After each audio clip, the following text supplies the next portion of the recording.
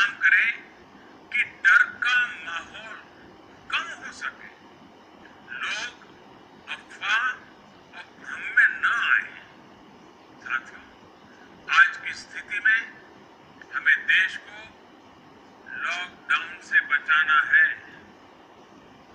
मैं राज्यों से भी अनुरोध करूंगा कि वो लॉकडाउन को अंतिम विकल्प के रूप में ही इस्तेमाल करें।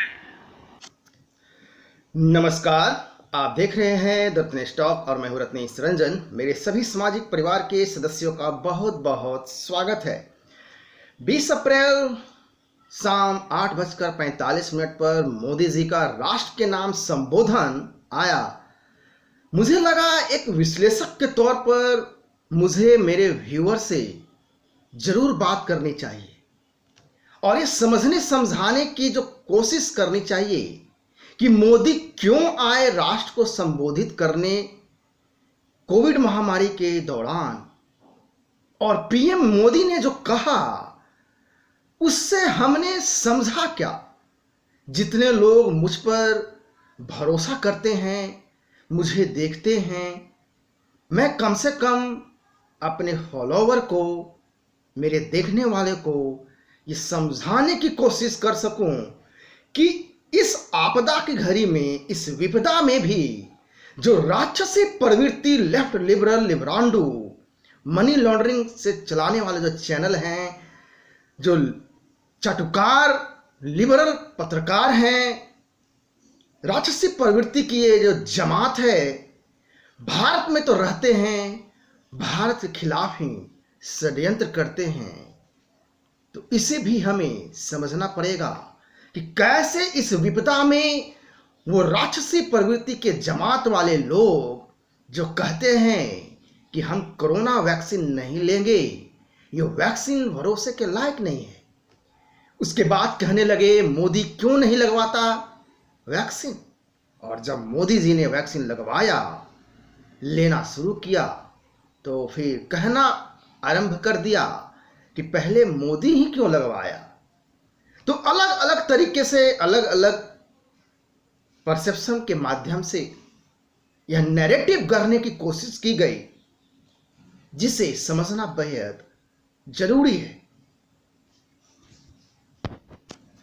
उसके कुछ ही दिनों बाद जब पिछला वेव आया था, पिछले साल 2020 में कोरोना का,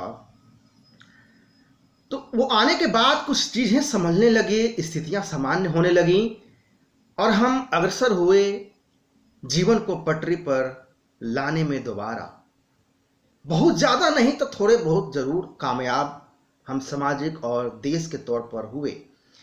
तो एक बार फिर से कोरोना का वेव आया 2021 में।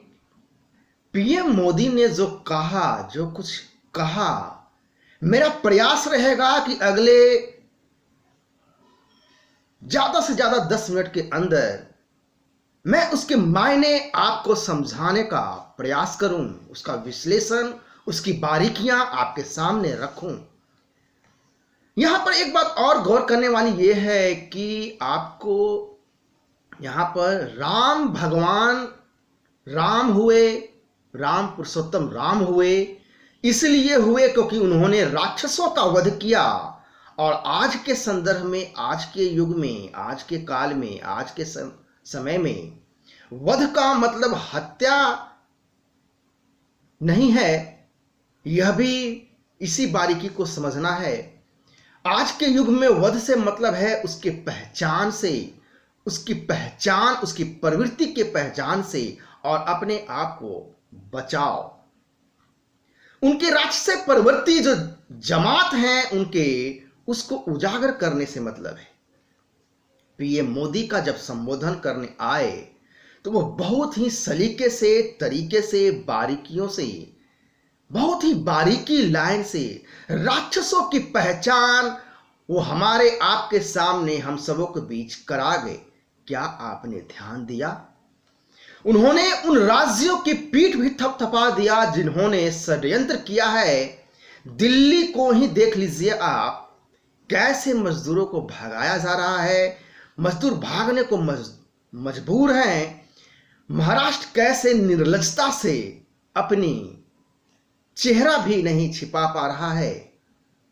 दूसरी तरफ कैसे आदित्य योगीनाथ ने हाईकोर्ट के फैसले के खिलाफ मैदान में उतर गए और क्यों चले गए सुप्रीम कोर्ट 24 घंटे के अंदर ही, इसे भी हमें समझना पड़ेगा।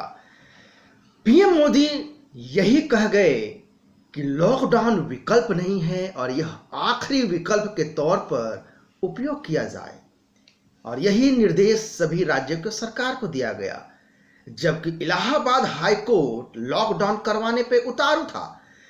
यही फर्क है जिसे हमें आपको समझना है। चूंकि जो कुर्सी पर बैठे हुए एयर कंडीशन के अंदर जो जज हैं, संभवतः सरकार जो है जो गंभीरता समझाना चाहती है, या फिर जज भी समाज के गंभीरता को शायद कुर्सी पे बैठे बैठे समझ नहीं पा रहे हैं, समझ नहीं पाते हैं।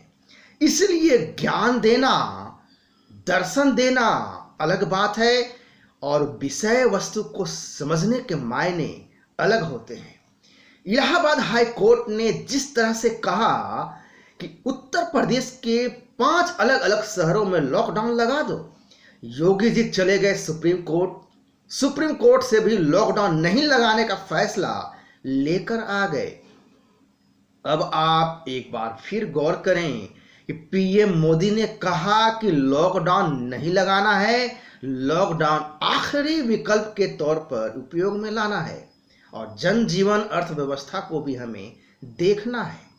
दूसरी बात कि बहुत ही जोरदार जबरदस्त तरीके से एक बड़ा वाला गहराई चोट वाला थप्पड़ मारते हुए कहा कि केजरी और उद्धव जैसे अनारी मुखिया से कहा कि कैसी सरकार चलाते हो, जनता का भरोसा भी नहीं जीत सकते, इतना भी भरोसा नहीं दिला सकते कि तुम राज्य को छोड़कर मत जाओ।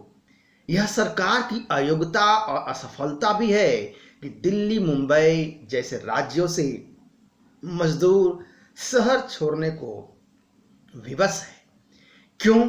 क्योंकि उस राज्य की सरकार पे मजदूरों को भरोसा नहीं है।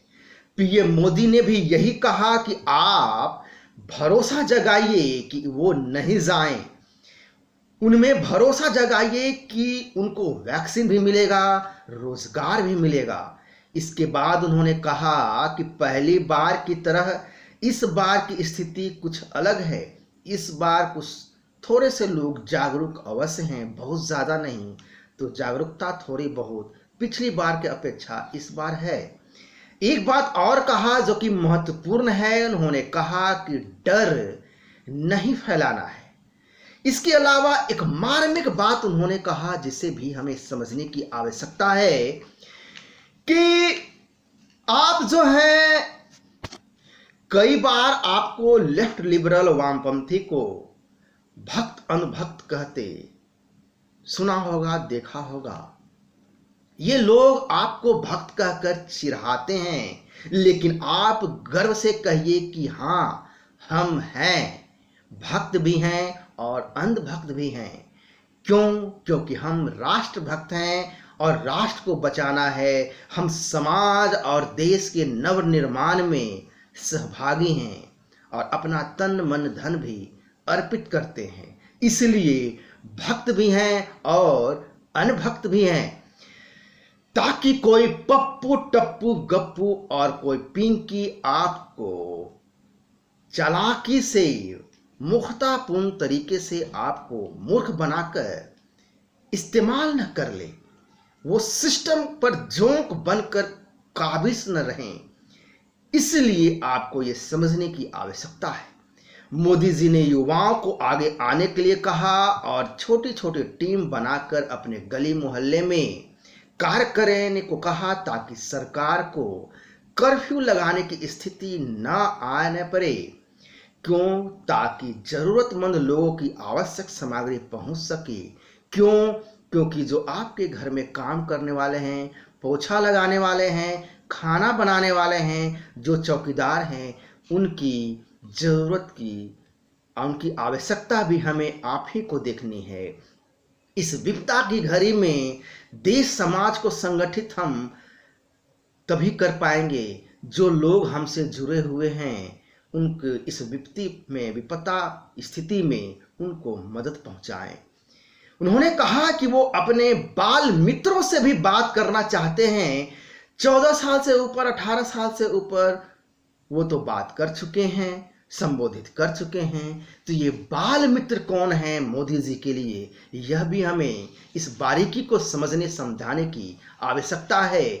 चूंकि स्वच्छता अभियान में बच्चों ने जो महत्वपूर्ण भूमिका निभाई, किस तरह से चॉकलेट के रैपर, गिफ्ट के रैपर को डस्टबिन में डालने के लिए, जिस तरह से वायरल वीडियो हमने लोगों ने देखा है सोशल मीडिया पे, कि कैसे तोतली भाषा में वो कहते नजर आए कि मोदी जी ने कहा है इसलिए ये कार्य कर रहे हैं। तो फिर एक बार फिर इन्हीं बच्चों से, अपने माता पिता अभिभावक से क्या कहेंगे इस कोविड के महामारी में कि घर से बाहर मत निकलो।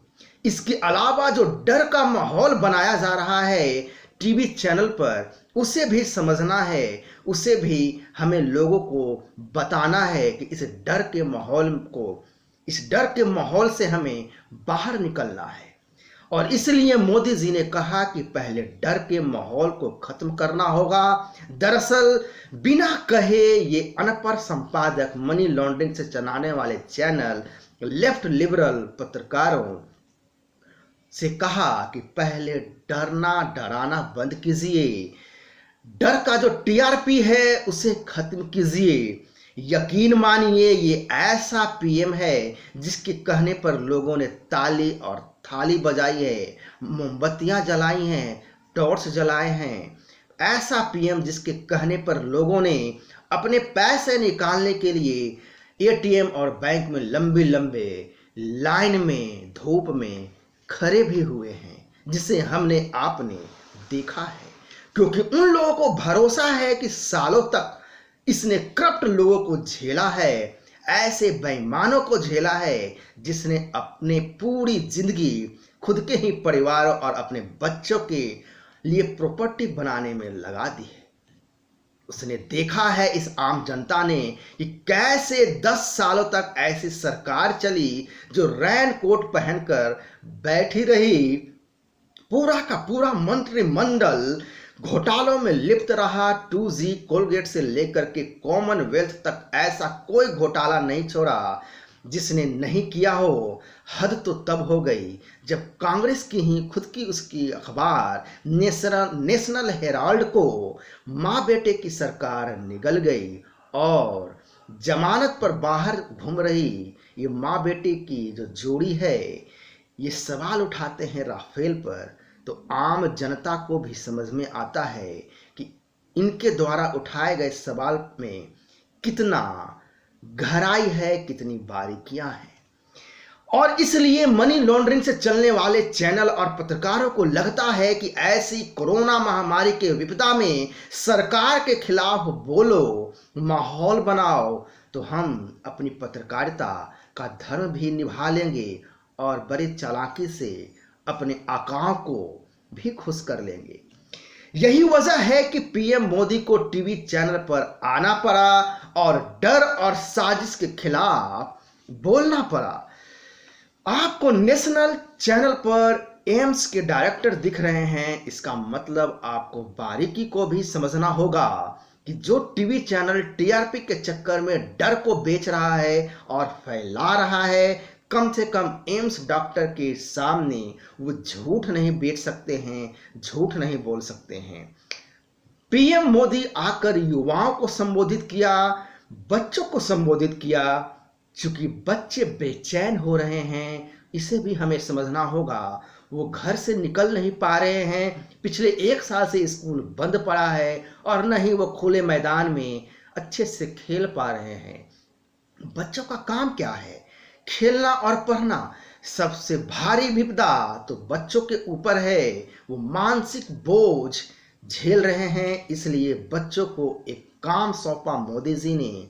वो माता पिता को सचेत करते रहेंगे कि बिना वजह वो घर से बाहर ना निकलें, और बच्चों को भी लगेगा कि हाँ, पीएम मोदी ने मुझसे बात करी है, एक काम सौंपा है, जो देश और समाज और उनके परिवार के निर्माण में अहम भूमिका निभाने वाला है।